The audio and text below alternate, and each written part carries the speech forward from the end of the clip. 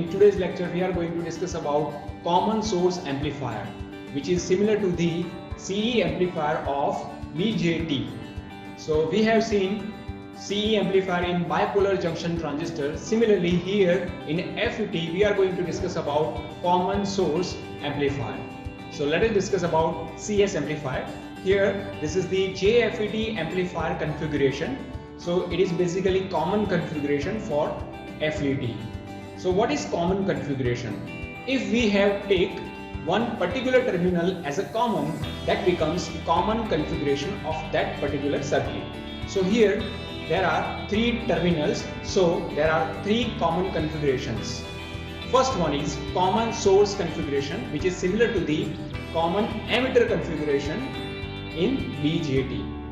Similarly, number two, common gate CG configuration. It is similar to the CV configuration. Number three, common drain CD configuration. It is similar to the CC common collector configuration.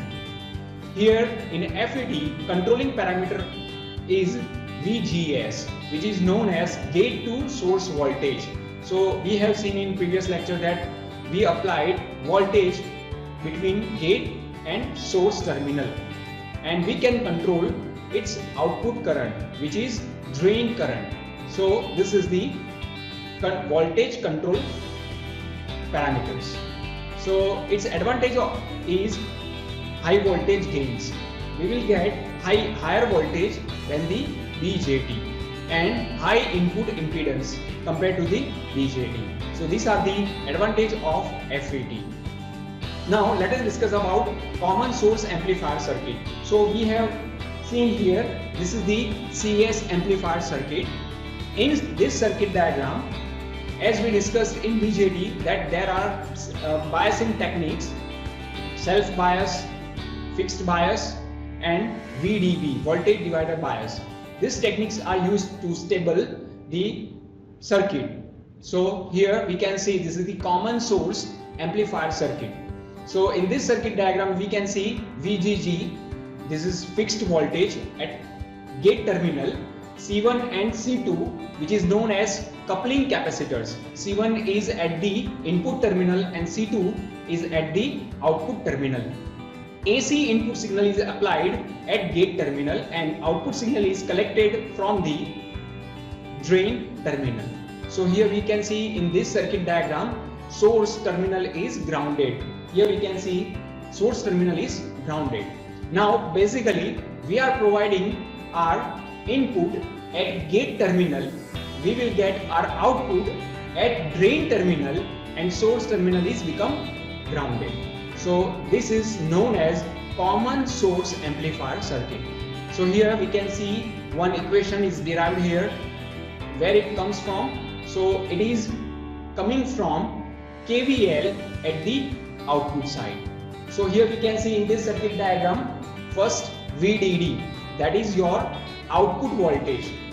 So apply KVL output voltage side, or we can say output side. So VDD minus IDRD minus VDS across transistor, across FET.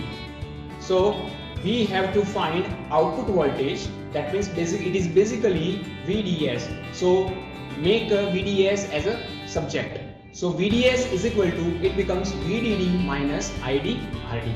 So this is the equation, and from this we can stable this circuit and we will get perfect output at the VO. So this is the common source amplifier. Still it hasn't any perfect stability, so we have to use here VDB, which is known as voltage divider bias. So this is the perfect circuit diagram for amplification. So that's why CS amplifier with voltage divider bias. So what is the difference between voltage divider bias and other circuit? Here we can see, we have seen before RG, that is gate resistor. It is divided into two resistors. So that's why R1 and R2, which is basically parallel. So here it is known as voltage divider bias. So here in this circuit diagram we can see R1 and R2 is divided. So that is known as voltage divider bias.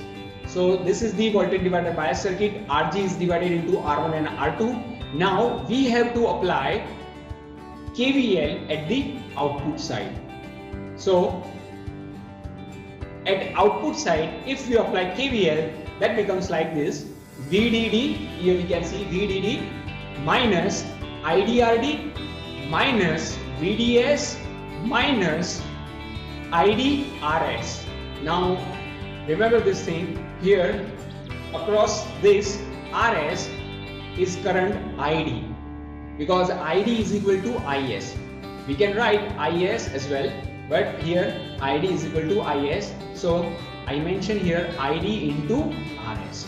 Now we have to subject VDS, so VDS is equal to, it become VDD minus IDRD minus IDRS.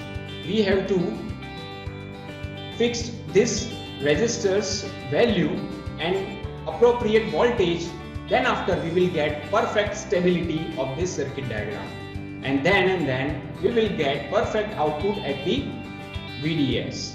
So here we can see in this graph we will get 180-degree phase shift to the input.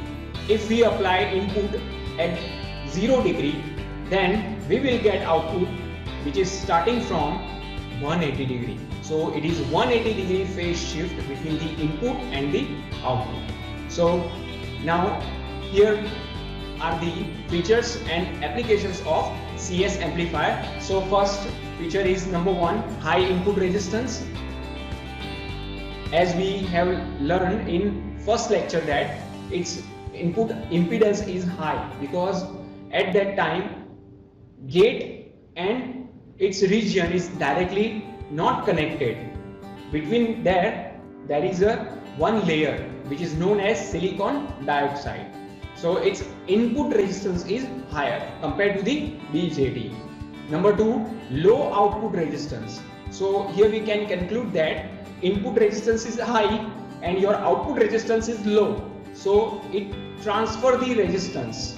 That's why it is known as a transistor.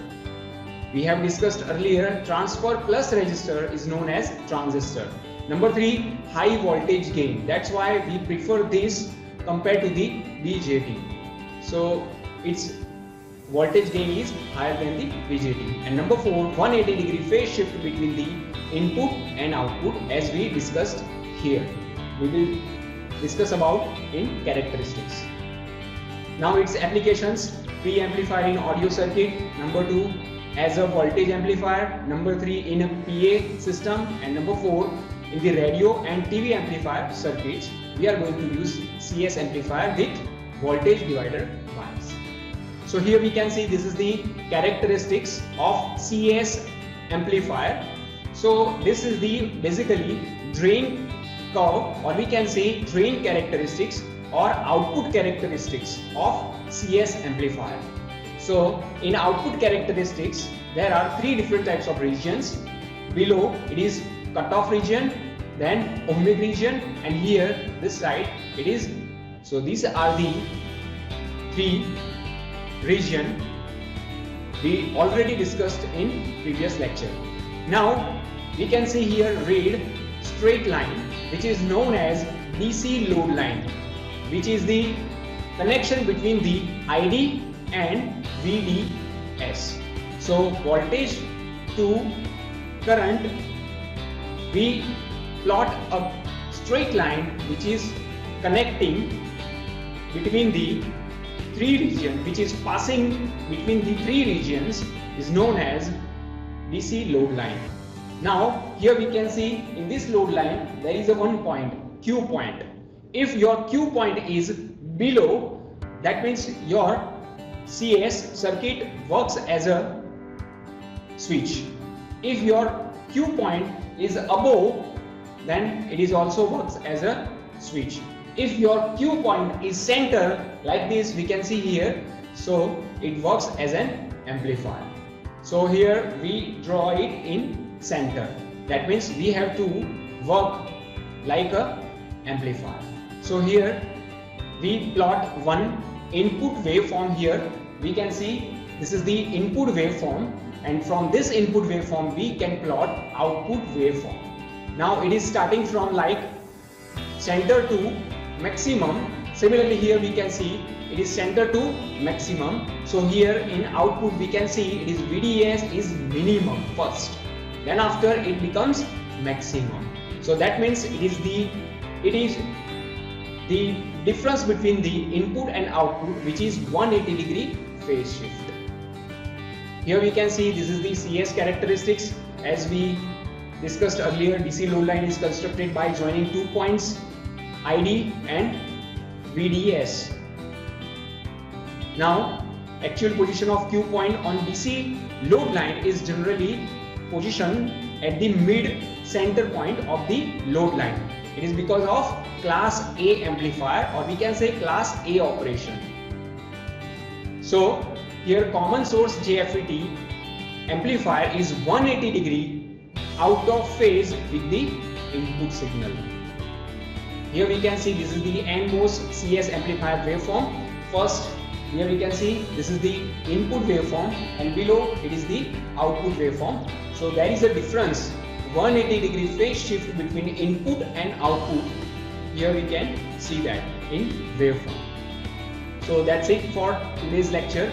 If you have any query related to this common source amplifier, you can mail me on this email address.